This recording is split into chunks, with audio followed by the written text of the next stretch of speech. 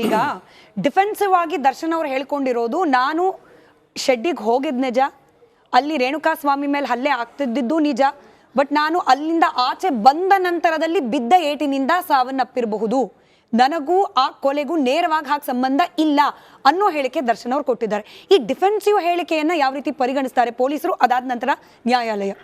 ನೋಡಿ, ಆರೋಪಿ ಡಿಫೆನ್ಸಿವ್ ಹೇಳಿಕೆಯನ್ನು ನಾವು ಯಾಕೆ ಪರಿಗಣಿಸಕ್ಕೆ ಹೋಗಬೇಕು? It is not hour duty. ಅದು ನ್ಯಾಯಾಲಯಕ್ಕೆ ಬಿಟ್ಟಿದ್ದು. ಕೌಂಟರ್ ಆಗುತ್ತೆ.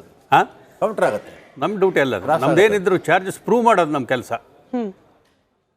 ಚಾರ್ಜಸ್ನ ಏನು ಘಟನೆ ನಡೆದಿದೆ ಅದಕ್ಕೆ ಸಂಬಂಧಪಟ್ಟಂತೆ ನಾವು ತನಿಖೆಯನ್ನು ಮಾಡಿ ನ್ಯಾಯಾಲಯಕ್ಕೆ ವರದಿ ಸಲ್ಲಿಸೋದು ನಮ್ಮ. ಈ ಡಿಫೆನ್ಸ್ ಸ್ಟೇಟ್ಮೆಂಟ್ ಕೊಟ್ಟಿದ್ದು ನಮ್ಮ ಕೆಲಸ ಅಲ್ಲ. ಅದು ಕೊಟ್ಟಿದ್ದನ್ನು ಕೇಳ್ತೀವಿ, ಆದರೆ ಅವ್ರ ಪಾತ್ರ ಎಷ್ಟು ತನಿಖೆಯಲ್ಲಿ ಅದು ಪ್ರೂವ್ ಆಗದ ಇದ್ರೆ ನಾವೇನು ಮಾಡೋಕ್ಕಾಗುತ್ತೆ? ಬಟ್ ಯಾರು ಸ್ಟೇಟ್ಮೆಂಟ್ ಕೊಡ್ತಾರಲ್ಲ madam, that he has to prove that. ನನ್ನ ನೆಕ್ಸ್ಟ್ ಪ್ರಶ್ನೆ ಏನಿತ್ತು ಪಾಲಕ್ಷಯ್ಯ ಅವರಿಗೆ, ನೀವು ಉತ್ತರ ಕೊಡ್ಬೋದು. ಈಗ ದರ್ಶನ್ ಅವ್ರು ಹೇಳಿದ್ದಾರೆ ನಾನು ಆಚೆ ಬಂದ ನಂತರದಲ್ಲಿ ಸಾವಾಗಿರಬಹುದು ಅಂತ, ಆದ್ರೆ ಮರಣೋತ್ತರ ಪರೀಕ್ಷೆಯಲ್ಲಿ ಆ ಸಾವಿನ ಸಮಯ, ಹಾಗೆ CCTV ಫುಟೇಜಸ್ಗಳು ಸಿಕ್ಕಿರೋದು, ಮೊಬೈಲ್ನ ಟವರ್ ಲೊಕೇಶನ್ ಸಿಕ್ಕಿರೋದು, ಈ ಎಲ್ಲ ಎವಿಡೆನ್ಸ್ಗಳು ಪೊಲೀಸರು ಕಲೆ ಹಾಕಿರೋದು ದರ್ಶನ್ ಅವರ ಹೇಳಿಕೆ ಸರಿನಾ ತಪ್ಪಾ ಅನ್ನೋದನ್ನ ಪರಿಗಣಿಸುತ್ತೆ, ಅದೇ ನಿರ್ಣಾಯಕವಾಗುತ್ತೆ ಅಂತ ಹೇಳಿ. ಸೊ ಆ ಬರ್ಡನ್ ಪೊಲೀಸರ ಮೇಲೆ. ಮತ್ತೆ ತುಂಬ ಸರಳವಾಗಿ ಹೇಳ್ತೀನಿ ಕೇಳಿ. FSL ರಿಪೋರ್ಟ್ ಹೇಳುತ್ತೆ, FSL ರಿಪೋರ್ಟಲ್ಲಿ ಮನುಷ್ಯನ ಸಾವಿನ ಸಮಯ ನಿಖರತೆ ಇದ್ದರೆ, see that fellow has murdered uh killed, ಅಸಿಮಿಟ್ ಐ ಡೋಂಟ್ ನೋ, ಅಸಿಮಿಟ್ ಕಿಲ್ಡ್, ಸತ್ತೋದ ಸಮಯ, ತದನಂತರ ಆ ಸಮಯ ಒಂದು ಖಚಿತ ಮಾಡ್ಕೊಂತು ಅಂದರೆ ನಿಮಗೆ ಆ ಜಾಗದಲ್ಲಿ ಇವರ ಟವರ್ ಲೊಕೇಶನ್ಸ್ ಹಾಳು ಮೂಳೆ ಎಲ್ಲ ಜೊತೆಗಿತ್ತು ಅಂತಂದರೆ, so that can be take it as an evidence. Okay, PM report doctor ಮಾಡ್ತಾರಲ್ಲ ಅಲ್ವಾ ಸರ್? ಅದರಲ್ಲಿ PM ರಿಪೋರ್ಟ್ ಅಲ್ಲಿ ಗೊತ್ತಾಗಿದೆ ಟೈಮ್ ಆಫ್ ಡೆತ್ ಸಮಯ ಗೊತ್ತಾಗಬೇಕು. ಅದು ಈ ರೇಣುಕಾ ಸ್ವಾಮಿ ಕೇಸ್ ಒಳಗೆ ಡೆತ್ತಿನ ನಿಖರವಾದ ಸಾವಿನ ಸಮಸ್ಯೆ ಗೊತ್ತಾಯ್ತು ಅಂದರೆ, ಆ ಟೈಮ್ ಮಾಡಿ ಗೊತ್ತಾಯ್ತು ಅಂತಂದರೆ, ಆ ಜಾಗದಲ್ಲಿ ಇದು ಇವರ ಒಂದು ಬೇರೆ ಬೇರೆ ಡಿಜಿಟಲ್ ಎಲೆಕ್ಟ್ರಾನಿಕ್ ಸಿಸ್ಟಮ್ ಅಲ್ಲಿ ಏನಾದ್ರು ಇತ್ತು ಅಂತಂದ್ರೆ that is also counted as N evidence. But ಎಷ್ಟು ಕಷ್ಟ ಸರ್, ಈಗ ಒಂದು ಸ್ಟ್ಯಾಬ್ ಅಂದ್ರೆ ಸ್ವಲ್ಪ ವರ್ಣನೆಗೆ ಹಾರ್ಶ್ ಅನ್ನಿಸ್ಬೋದು, ಬಟ್ ಸ್ಟಿಲ್ ಕೊಲೆ ಪ್ರಕರಣಗಳ ಕಂಪ್ಯಾರಿಸನ್ ಮಾಡಿದಾಗ ಒಂದು ಸ್ಟ್ಯಾಬ್ ನಿಂದನೋ ಅಥವಾ ಒಂದು ಗನ್ ಶಾಟ್ ಇಂದನೋ ಕೊಲೆ ಆದ್ರೆ ಎಕ್ಸಾಕ್ಟ್ಲಿ ಇದರಿಂದಾಗಿಯೇ ಸಾವಾಯ್ತು ಅಂತ ಹೇಳಿ ಅದನ್ನ ಕಂಡುಹಿಡಿಬಹುದು. ಬಟ್ ಇಲ್ಲಿ ಮಲ್ಟಿಪಲ್ ಅಟ್ಯಾಕ್ಸ್, ಎಷ್ಟೋ ಜನ ಹೊಡೆದಿದ್ದಾರೆ, ಹೊಡೆದವ್ರು ಎಲ್ಲೆಲ್ಗೋ ಹೊಡೆದಿದ್ದಾರೆ, ಈ ರೀತಿಯಾದ ಆರೋಪಗಳು ಸದ್ಯ ಕೇಳೋಕ್ ಸಿಕ್ಕಿದೆ. ಇಂಥವ್ರು ಹೊಡೆದಿದ್ರಿಂದಾನೇ ಸಾವಾಯ್ತು ಅಂತ ಹೇಳಿ ಪ್ರೂವ್ ಮಾಡೋದು ಎಷ್ಟು ಕಷ್ಟ ಮತ್ತೆ ಎಷ್ಟು ಇಂಪಾರ್ಟೆಂಟ್ ಕೂಡ ಅಂತ.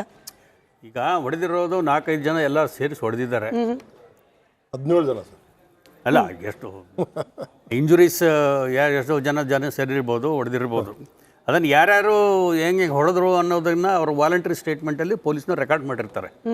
ನೀನು ಎದರಲ್ಲಿ ಹೊಡೆದೇವಪ್ಪ ಅವನಿಗೆ ಅಂತ ಹೇಳಿ, ಮತ್ತು ಆ ಹೊಡೆದದ್ದಕ್ಕೆ ಸಂಬಂಧಪಟ್ಟಂಥ ಆಯುಧವನ್ನು ಅವನ ಕಡೆಯಿಂದ ರಿಕವರಿ ಆಗುತ್ತೆ, ಗೊತ್ತಾಯ್ತಾ? ಆಮೇಲೆ ಇಂಜುರೀಸ್ ಏನು PM ರಿಪೋರ್ಟ್ ಮಾಡ್ತಾರೆ ಡಾಕ್ಟ್ರು, ಯಾವ ಗಾಯದಿಂದ ಇವನು ಮೃತಪಟ್ಟ ಅಂತೇಳಿ ವರದಿ ಕೊಡ್ತಾರೆ. ಪ್ಲಸ್ ಟೈಮಿಂಗು ಅಂತ. ಮೇಡಮ್, ಇನ್ನೊಂದು ಮಧ್ಯಾಹ್ನ ಬೆಳಗ್ಗೆ ಚೆಲ್ತೀನಿ. ಇಲ್ಲೆಂದಂದು ಏನಂದರೆ, ಎಷ್ಟು ಜನ ಇದರಲ್ಲಿ ಇನ್ವಾಲ್ವ್ ಆಗಿದ್ದಾರೆ ಅವರೆಲ್ಲರನ್ನೂ ಕರ್ಸ್ಬಿಟ್ಟು ಕ್ವಶನ್ ಕೇಳಲ್ಲ. Individually no you forget about it. ನೀನ್ ಮಾಡ್ದೆ ಅಂದ್ರೆ ನಾನು ಮಾಡಿಲ್ಲ, ಅವ್ನು ಮಾಡಿ ಸರ್, ಅವನೇ ತಲೆ ಹೊಡೆದಿದ್ದು ಸರ್, ಇಲ್ಲ ಅವ್ನು ಹೊಡೆದಿದ್ದು ಸರ್, ಅವ್ನು ಗುಡ್ದ ಕೈ ಹಾಕ್ದೆ ಸರ್, ಅವ್ನು ತೊಡೆ ಕೈ ಹಾಕ್ದೆ ಸರ್, ಅವ್ನು ಹೊಟ್ಟೆ ಹೊಡೆದ ಸರ್ ಅಂತಾರೆ. ಹಂಗೆ ಮಾಡಲ್ಲ ಅವರು. ದೇ ವಿಲ್ ಟೇಕ್ ಕ್ವಶನರಿ ಆನ್ಸರ್ ಮಾಡಿಕೊಂಡು ಬೇರೆ ಬೇರೆ ಕ್ವಶನ್ಸ್ ಅಲ್ಲಿ ಅವ್ರ police training is different madam. ಈಗ ಪೊಲೀಸ್ ಭಾಳ ಚೆನ್ನಾಗಿ ಬಿಡಿಸ್ತಾರೆ ಸರ್. ನಾವು ಒಂದು ಎಕ್ಸಾಂಪಲ್, ಲೈವ್ ಎಕ್ಸಾಂಪಲ್ ಈಗ ಹೇಳಿದ್ರಲ್ಲಿ, ಇದು ಮರ್ಡರ್ ಕೇಸಲ್ಲಿ ಹೆಂಗಾಗುತ್ತೆ ಅಂದರೆ, ಒಂದು ಕೇಸಲ್ಲಿ ಒಂದು ಮರ್ಡರ್ ಕೇಸ್ ರಿಜಿಸ್ಟರ್ ಆಯಿತು, 4 ಜನ ಆರೋಪಿಗಳದರಲ್ಲಿ. ನಾವೆಲ್ಲ ಹುಡುಕಿದ್ವಿ, ಊರಿಂದ ತಪ್ಪಿಸ್ಕೊಂಡು ಹೋಗ್ಬಿಟ್ರು ಅವರು.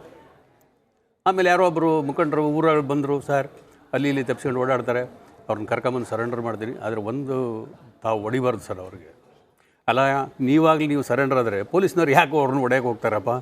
ಅದು ಹೇಳ್ತೀರಿ, ಇವರೇ ಮಾಡಿರೋದು ಮಾಡ್ರು ಅಂತಲೂ ಒಪ್ಪಿಕೊಂಬರ್ತಾ ಇದ್ದೀರಿ ಅದರಲ್ಲೂ. ಆಯ್ತು, ಕರ್ಕೊಂಬೋಗಿ ಅಂತ ಕರ್ಕೊಂಬಂದರು. ಇಂಟ್ರಾಗೇಟ್ ಮಾಡಿದ್ವಿ ಒಬ್ಬೊಬ್ಬರಿಗೆ.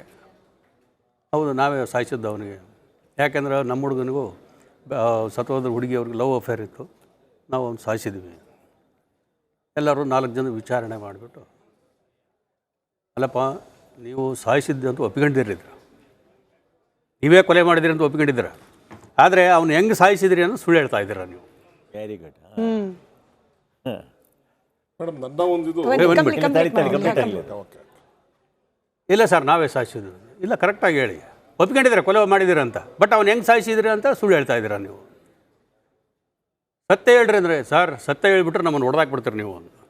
ನಾನು ಹೇಳಿದ್ದೀನಲ್ಲಪ್ಪ ನಿಮ್ಮನ್ನು ಮುಟ್ಟೋದೇ ಇಲ್ಲ ನಾನು, ನಮಗೆ ಬೇಕಾಗಿರೋದು ಟ್ರುತ್ ಹೆಂಗಾಯ್ತು ಅಂತ. ಹೆಂಗಾಯ್ತು ಅಂತ. ಒಬ್ಬನು ಹೇಳ್ದೆ ಮಚ್ಚಲಿಂದ ಹೊಡೆದ ಅಂದ, ಇನ್ನೊಬ್ಬನು ದೊಣ್ಣೆಯಿಂದ ಹೊಡೆದ ಅಂದ, ಇನ್ನೊಬ್ಬನು ಕಲ್ಲಿಂದ ಹೊಡೆದ.